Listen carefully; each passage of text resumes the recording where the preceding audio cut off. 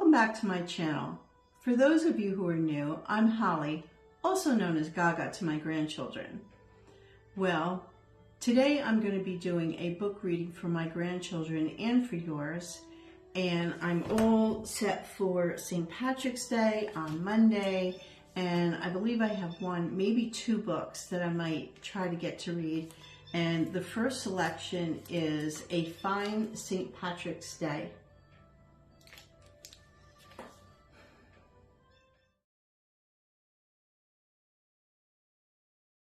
Fine St. Patrick's Day.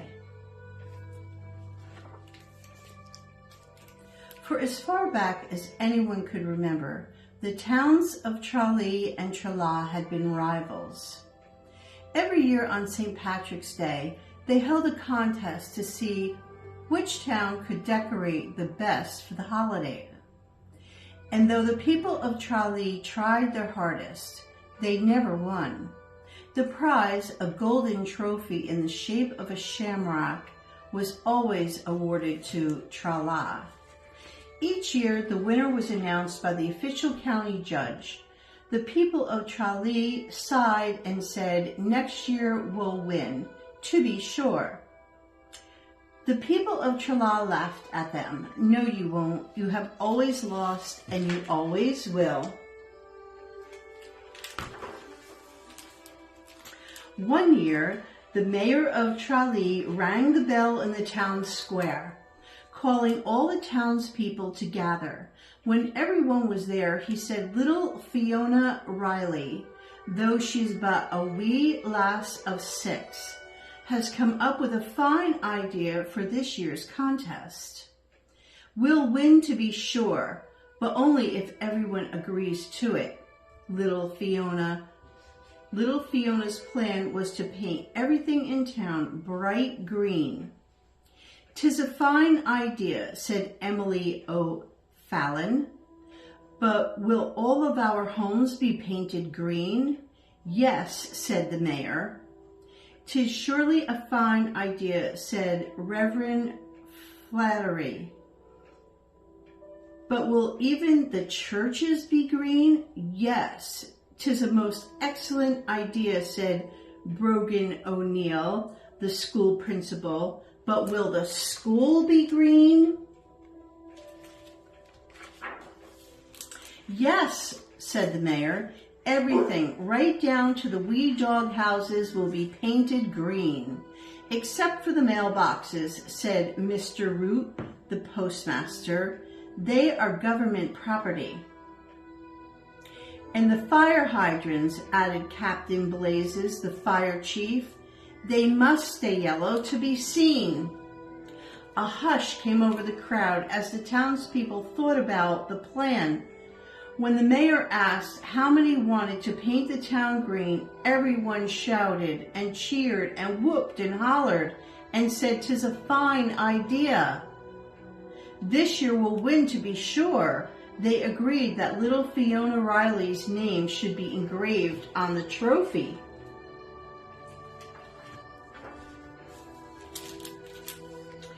The people of Tralee brought painters, hats, and coveralls.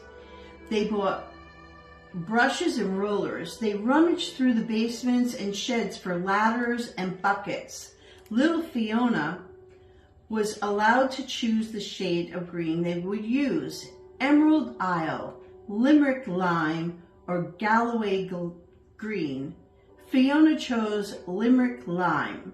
Mr. and Mrs. Kelly, who owned the hardware store, ordered hundreds and hundreds of gallons of Limerick Lime paint.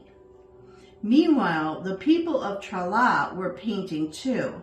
They decided to cut shamrocks from green cardboard, sprinkle them with glitter, and hang them from every branch of the tree in town.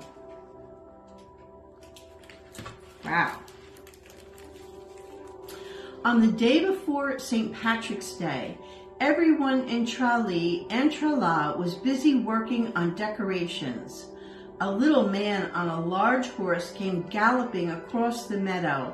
He wore red trousers, a brown leather apron, and boots decorated with gold bells. His beard came down to his stomach. Pointed ears stuck out beneath the brim of his hat. His horse had long satin ribbons braided into his mane.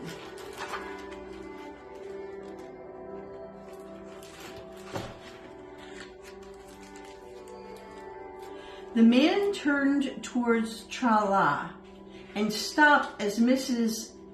Dungall's house, at Mrs. Dungall's house at the edge of town. He pounded on the door. Mrs. Dungall, scissors in hand, answered. Frantically, the little man asked, begging your pardon, can you help me? I was leading my cows across the river and sure begutter, they're stuck in the mud.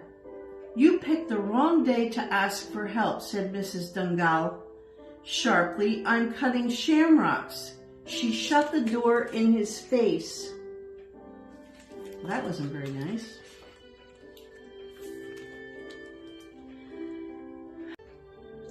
The stranger hurried to the next house. When Mr. O'Leary answered the door, the little man asked, begging your pardon, can you help me?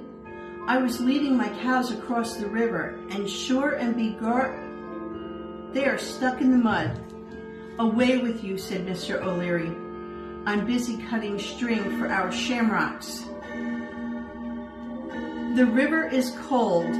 The cows won't last much longer, to be sure, said the stranger.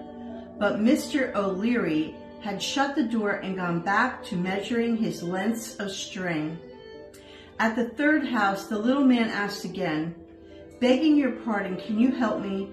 I was leading my cows across the river, and sure and begot, they are stuck in the mud.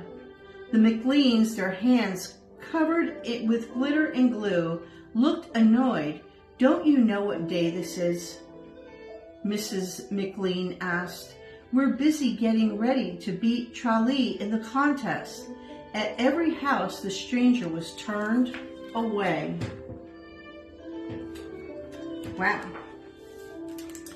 Finally, he crossed into the field into Tralee. The first house he came upon, he asked, begging your pardon, can you help me? I was leading my cows across the river, and sure begot, they are stuck in the mud. Mary Kate Driscoll was on her ladder, paintbrush in hand. Her coveralls were splattered with Limerick lime paint.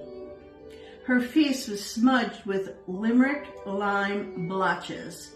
She climbed down and looked at the man. at the man.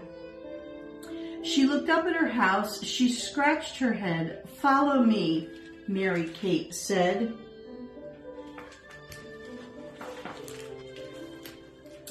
She ran to the town square and rang the bell until the townspeople came wearing coveralls and painters' hats. The little man yelled out to the crowd, begging your pardon, can you help me? I was leading my cows across the river, and sure begot, they are stuck in the mud. But what about our painting? Someone shouted. What about the contest? Another voice. This is the year we'll win, to be sure. What about the trophy? A third person called out. Little Fiona Riley was sitting atop her father's shoulders listening. She looked down at the people all splattered with Limerick lime paint. She thought about the golden trophy. She thought about having her name engraved on it. Finally, she called out in a voice loud and clear, but what about the cows? We need to help the cows. I think the cows are more important. A hush came over the crowd as everyone considered what little Fiona had said. "'Tis a fine idea," said Emily O'Fallon. "'Tis sure a fine idea," said Reverend Flattery. "'Tis a most excellent idea," said Brogan O'Neill. When the mayor took a vote of how many people wanted to help the stranger, every hand went up. The crowd shouted and cheered and whooped and hollered. All the people of Tralee headed for the river. The children, the old folks, the families with babies. They went in wagons, on bicycles, and on foot. As they crossed the meadow, they heard the sound of cowbells.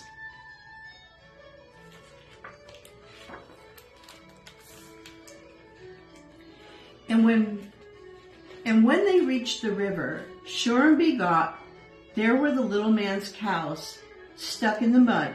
Everyone pushed and pulled and tugged. One by one, the cows were freed from the mud at the bottom of the river. The sun had long set by the time the people of Tralee got back to their homes and fell into bed tired and wet. "Ah, well, next year we'll win to be sure," said the mayor to his wife as they sank into a deep, snoring sleep.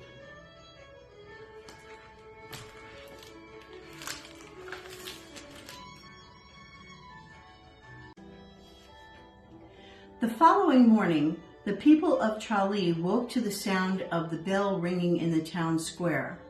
They ran outside in their pajamas and nightgowns, and in the case of old Mr. Murphy, bright red long underwear. What they saw was so incredible they could barely believe their eyes. Every inch of Tralee was green, sparkling, shimmering, glimmering, glorious green, from the wee dog houses to the tall spine of the church, except for the mailboxes being government property, and the fire hydrants which remained yellow so they could be seen. The people of Tralee shouted and cheered and whooped and hollered. This year will win to be sure.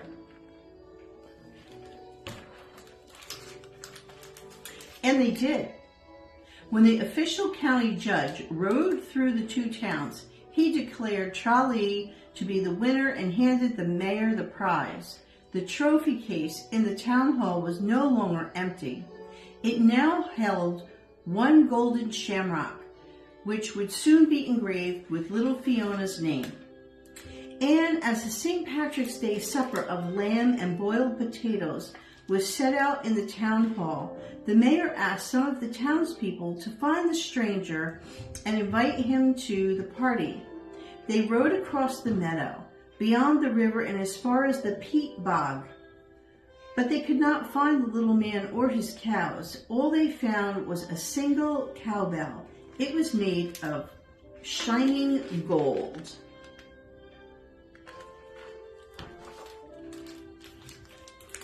And though the people of Tralee passed the golden cowbell from hand to hand and talked throughout the supper about the glimmering, glorious green miracle, no one could account for what had happened. All they could remember was the tinkling sound of the little man's boots and the beautiful ribbons in his horse's mane. Little Fiona Riley remembered that when the man thanked her at the river, he said, "You have already won." As the sun began to sink behind the hills, the town slowly faded back to its real colors. "'Tis was a fine St. Patrick's Day," said the mayor. He took the golden shamrock from the trophy case and put it into little Fiona Riley's hands. Everyone shouted and cheered and whooped and hollered. The following year, when it came time to plan how to win the contest, little Fiona Riley thought she was but a wee lass of 7, had an idea. When the idea was put to a vote, everyone shouted and cheered, whooped and hollered.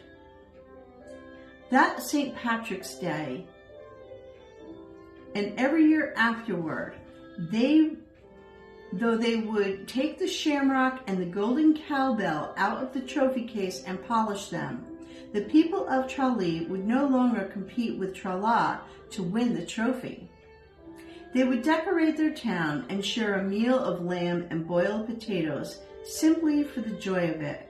'Twas a fine idea, to be sure. I think that's because they had already won. Well, I really enjoyed this story. I hope that you did too. I hope that you will come back to see my next story, which is going to be The Secret Life of Leprechauns. And I hope you enjoy your St. Patrick's Day weekend. It's actually on Monday. I know everybody's going to be celebrating this weekend. I know we will be. And I will see you next time. Oh, please remember to like and subscribe down below. Okay, till next time. Bye-bye.